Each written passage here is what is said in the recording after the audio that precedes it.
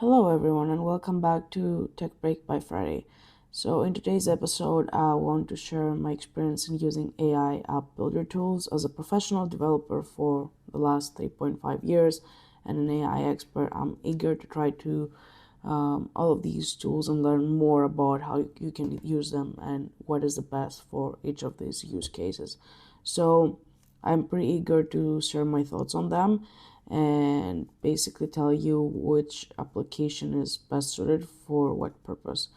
But before we dive into what use case I try to compare all of these applications, I will be presenting these for you so you can get some intro before that. So, if you gained any value from this podcast so far, please subscribe to support this podcast. It helps a lot more than you think to keep up with the content and make it more valuable for you guys out there. So, let's move into what is Bolt.new. So, Bolt.new was created by Eric Simmons, a serial entrepreneur and founder of Stackbridge, known for building browser-based developer tools that empower millions globally.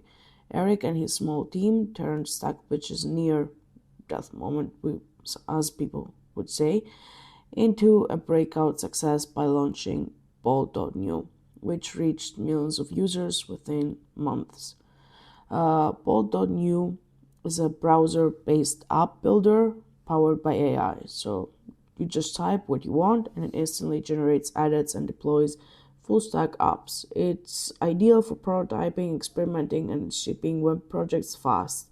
Bolt.new lets users install packages, run commands, and even manage databases, all from a sleek in-browser interface powered by web containers for instant developer environments.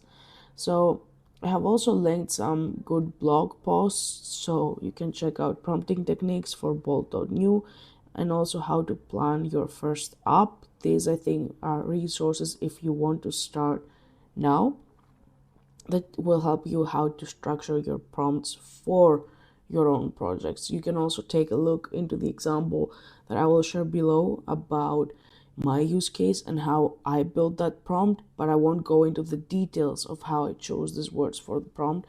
So maybe you guys can take a look at these articles and take a look. So also Bolt.new has an offer if you want to get an extra 200,000 tokens when you sign up for it. To start experimenting with the whole AI browser app. You can click my link because my referral basically gives you, since I'm already a user, 200k extra tokens. So I hope you guys enjoy it and you start experimenting with it. So let's move on to the next AI application that we will review for today's episode, and this is lovable.dev.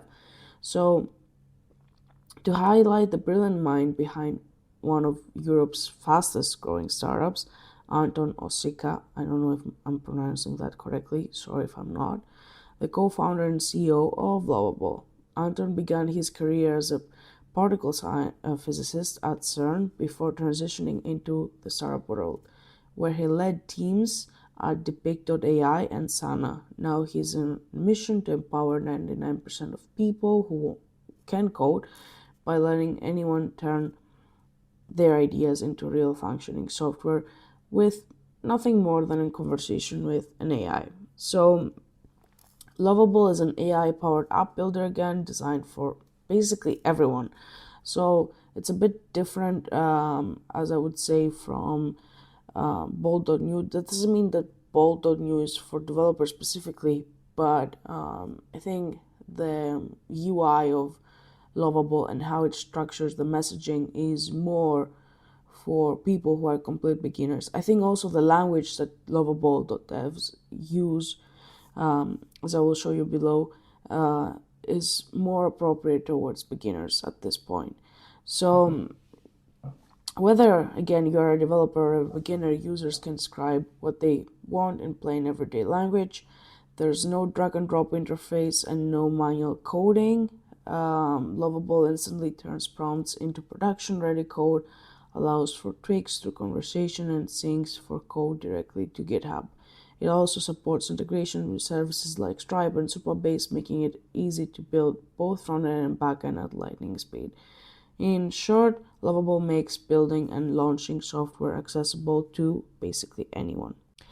I want to also mention that there is a pro plan, so if you want to basically edit your code or download your code and export it, this is offered by the pro plan inside lovable.dev. So it's not that there's no like support for manual coding. There is, it's just it's in a different plan. Like the free plan doesn't offer that.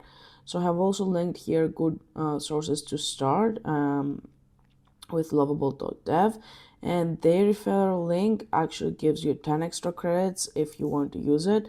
So basically you get 5 credits every month with the free plan, and every project that you are basically working on is public on the web with that everyone can see. So basically if you want to get 10 extra credits to work on it, yeah, why not click my link inside the Substack blog and yeah, get on with it.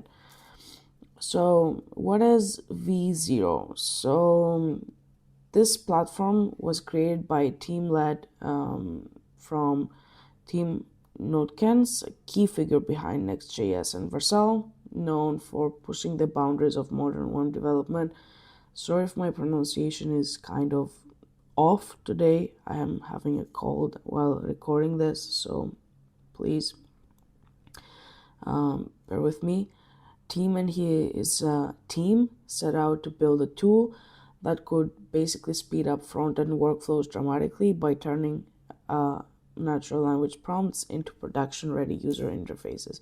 So V0 is designed for developers who want rapid, high-fidelity UI generation using React, Tailwind, CSS, and Sans and UI components.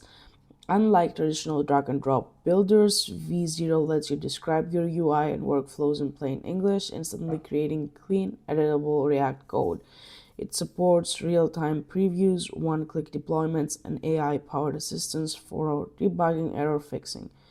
V0 is perfect for front-end developers and teams looking to prototype, iterate, ship polished interfaces faster than ever, all while keeping full control over their code base.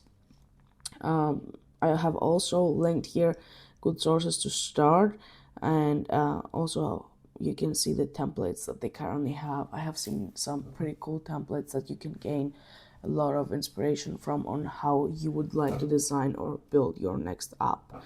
So are you ready to move on to how I basically compare them and gave them a battle? So I bought a domain for the podcast name, and I was like, okay, let's create a website for the podcast, and maybe we can link everything and promote it basically there. It would be also like a cool traffic source to actually, guys, give you more content.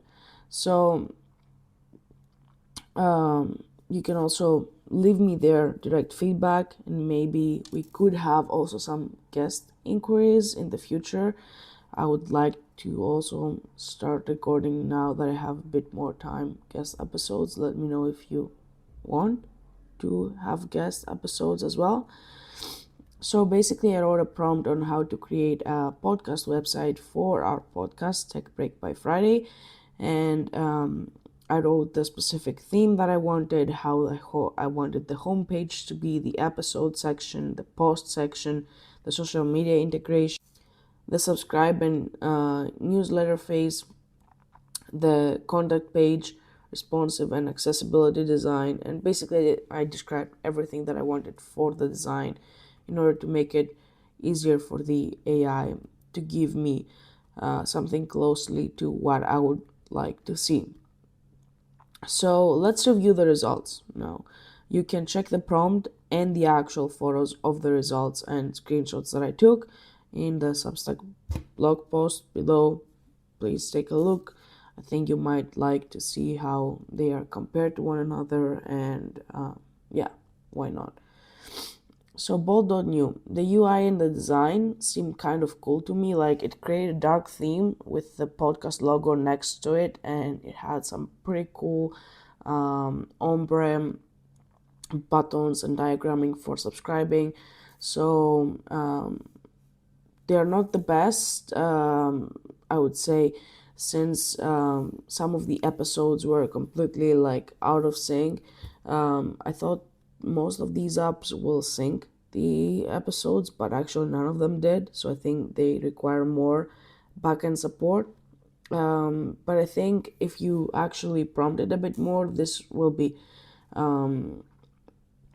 fixed. I really like the design. It's just that for me it was a bit off compared to like the logo, because my logo has like more of like red to blue, and less pink and purple and basically teal.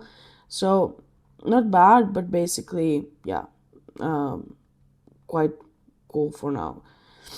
Another one was lovable.dev. So basically, I liked a lot the design and the UI.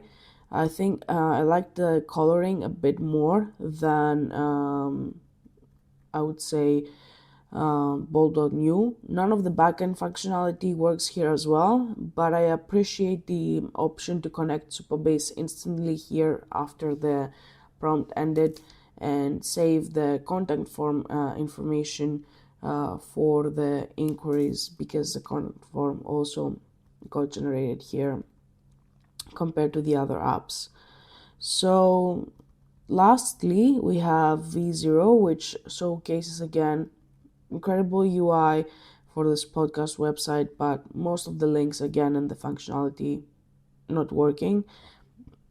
I think currently I will go with Lovable, just because I like a bit the colors better. It's not that V0 is bad, it's actually quite cool in how the elements are working together. I think the colors might not be the best. Maybe I can also fix that.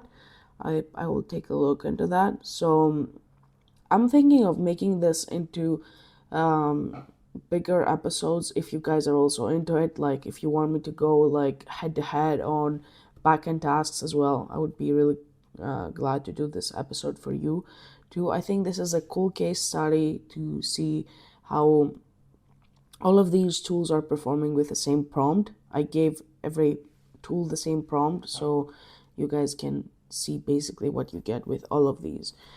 So, if you find this episode helpful, please share it with someone who might benefit from it. You can find me on Instagram at Tech Break by Friday, where I share like more posts about AI and explain some things there, as well as I do for the episodes here. All the links mentioned today are in the show notes and on Substack, so you will be able to find every information that you need.